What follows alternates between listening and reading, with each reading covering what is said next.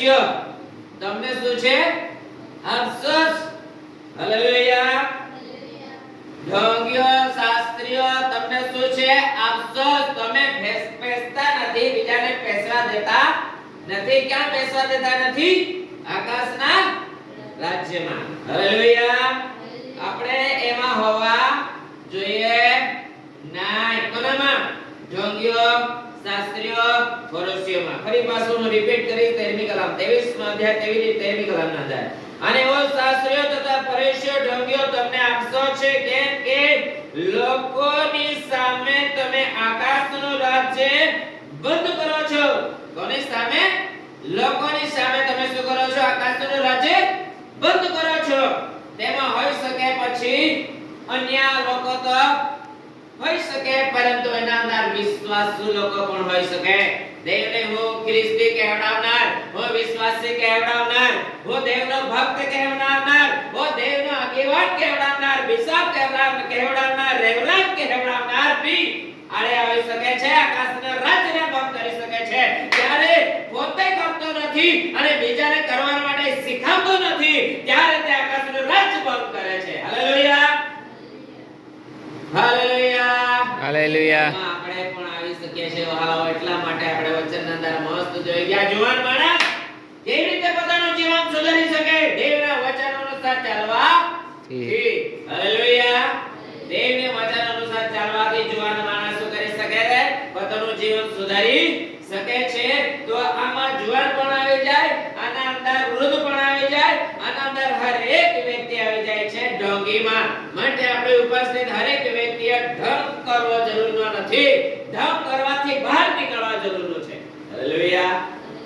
Hallelujah. Hallelujah. કારણ કે આપણે જોઈએ છે આ સંસારના અંદર ઢોંગીઓની કઈ ખોટે નથી. હાલેલુયા. એટલા માટે આ વચન છોકી આપ સર્વનો હું એક માર્ગદર્શન આપવા ઈચ્છું છું. આકાશનો રાજ્ય બંધ કરવું કે ના બંધ કરવું એ માણસના હકના અંદર હોઈ શકે એવું દેવના વચન તરફથી આપણે જોઈ શકીએ છીએ. હું નથી કહેતો, પરંતુ વચન કહે છે. શું કહે છે? ઢોંગીઓ, ફરીસીઓ, શાસ્ત્રો, આકાશનો રાજ્ય તમે શું કરો છો? બંધ કરો. ઉલ્લેખ કરવામાં આવી છે. જલ્દી વાંચો. હા. અને ઓ શાસ્ત્રીઓ તથા ફરીસીઓ ઢોંગીઓ તમને અફસોસ છે, કેમ કે લોકોની સામે તમે આકાશનું રાજ્ય બંધ કરો છો. તમે લોકોની સામે શું કરો છો? આકાશનું રાજ્ય બંધ કરો. બંધ કરો છો.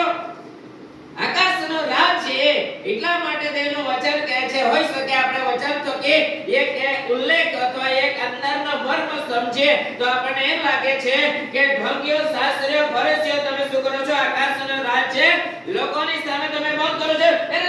નહીં જાતા, નહીં જાતા, નહીં જાતા, નહીં જાતા, નહીં જાતા એમ કરીને કોણ બંધ કરે છે? ઢોંગીઓ અને શાસ્ત્રીઓ અને ફરીસીઓ કોણ હોઈ શકે?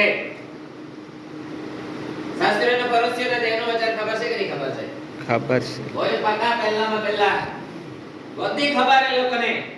આયા સંસારના અંદર જે આ જગતના અંદર હમણાં પણ જીવી રહ્યા ને, આ લોકો પણ શાસ્ત્રીઓ અને ફરીસીઓનું જીવન જીવી રહેલા છે. મંડળીઓના અંદર પાસ્ટરો બી, રેવરાનો બી, બિશપો બી જો દેવના અનુસાર નહીં વર્તે, હકીકતના અંદર શાસ્ત્રી ને ફરીસી છે. ભલે પછી બધું એને ખબર હોય તો કોઈ વાંધો નહીં. દેવનું વચન ઓલરેડી એને ખબર હોય તો કોઈ વાંધો નહીં. પરંતુ આકાશનું રાજ્ય જો લોકોને આગળ બંધ કરે છે, તે વચન એને સીધી સાટી રીતે કહે છે કે તું શાસ્ત્રી ને ફરીસી છે, કારણ કે તું લોકોને આગળ આકાશનું રાજ્ય શું કરે છે? બંધે કરે છે.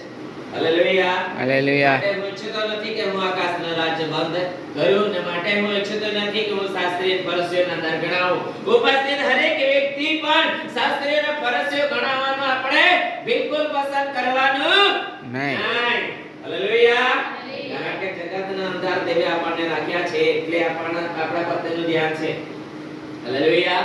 મેં એટલા માટે વધારે ટાઈમ લેવાનો માંગતો નથી, પરંતુ આપણને એક સચેત કરવા માંગુ છું. મને નથી ખબર કે એ પરિસ્થિતિ હકીકતના અંદર થશે કે કેમ, પરંતુ મેં ગત રાત્રિના અંદર જોયું કે એક જે રોડ બનાવવામાં આવ્યા છે, આ રસ્તાઓ જે છે, આ રસ્તાઓ પર લોકો જતા હતા. તો રસ્તાઓ પર જેટલા પણ લોકો જાય ને, એ લોકોને પોલીસ વાળા એટલા ખદડીને મારે. રસ્તા પર એક બી માણસ નહીં જોઈએ. આખા સુનસાન રસ્તા. મેં વિચાર કર્યો આ લોકો શું કરે રસ્તા પર તે લોકોને કેમ મારે છે? કારણ કે મેં બી બહુ ભાગતો હતો, મેં રસ્તે જતો હતો તે મેં બી બહુ ભાગતો હતો. આડછોડ ભાગવાનું ખેતરોમાંથી ને જ્યારે ખેતરોના અંદર એમના એક છુપાઈ રહી ને ત્યારે કઈ નહીં પોલીસ વાળા ની ત્યારે કઈ નહીં કરે, પણ રસ્તે જો જાય ને તેને બોજ મારે. જાણી ગયા લોકો કે આ લોકો રસ્તે જાય છે, તે લોકોને મારે છે, તો લોકો બી પછી શું કરે રસ્તે બિલકુલ જાય નહીં.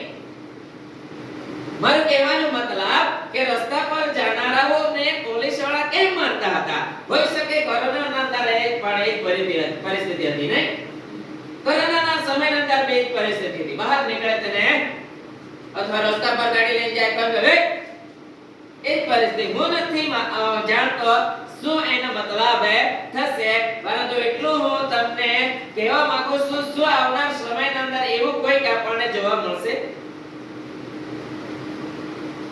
હાલેલુયા. હું વિશ્વાસ કરું છું કે એવું ના થાય, પરંતુ પરમેશ્વરની ઈચ્છા શું છે મને નહીં ખબર. કારણ કે એ લોકો પોલીસ વાળા જે રસ્તા પર જતા હતા એ લોકોને બહુ જ મારતા હતા, અને જો ખેતરોની અંદર ને એમ ઝાડવા નીચે ને બેસી રહે તેઓને કંઈ નહીં કરે. અને પોલીસ વાળા પણ પાછા ઝાડવા નીચે ને લોકો જે લોકો બેઠેલા રહે એ લોકોને કંઈ નહીં કરે, તેઓ બી ત્યાં ઉભા થઈ રહે. બાકી રસ્તા પર જે ગયા ને એ લોકોને બહુ જ મારે. એવો મેં દ્રશ્ય જોયો, અને તે લોકોમાં મેં બી ભાગવા વાળો, કારણ કે મેં રસ્તે જતો હતો. મેં પણ બહુ જ ભાગ્યો. રસ્તા પરથી ખેતરોમાં જઈને ઝાડવા નીચે બેસી ગયો ત્યારે કોઈ નહીં કરે પાછા પોલીસ વાળાથી. એ દ્રશ્યો મેં જોયો ત્યારે મને બહુ જ દુઃખ થયું. રસ્તા પર જનારાના ઝઘડો કરવા માંગતા હોય, અને તે પરિસ્થિતિ પાછી મને કઈ રીતે દેખાઈ કે જે આ આપણા બાજુ ખાણ પાણી ઓછું થઈ ગયું ને એ પાણી દેખાય. એનો મતલબ હોઈ શકે કે આ સમયના અંદર જો તેમની ઈચ્છા હોય તો આ બાબત પૂર્ણ થશે. હું એમ નથી કહેતો કે પૂરું થશે, પરંતુ તમને પણ એ વાતને હું જણાવવા માંગુ છું કે શું એવું બાબત થવા માટે જઈ રહી છે કે કેમ. હાલેલુયા.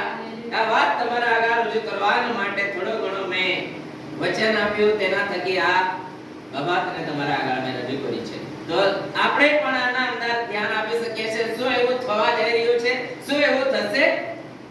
હું એવું નથી કહેતો એમ જ થશે, પરંતુ તમારા ધ્યાનમાં પણ હું આપું છું કે એવું કંઈક થવા જઈ રહ્યું છે કે થશે કે કેમ તેનો જોવું રહે. પરમેશ્વર કરે વચન હશે.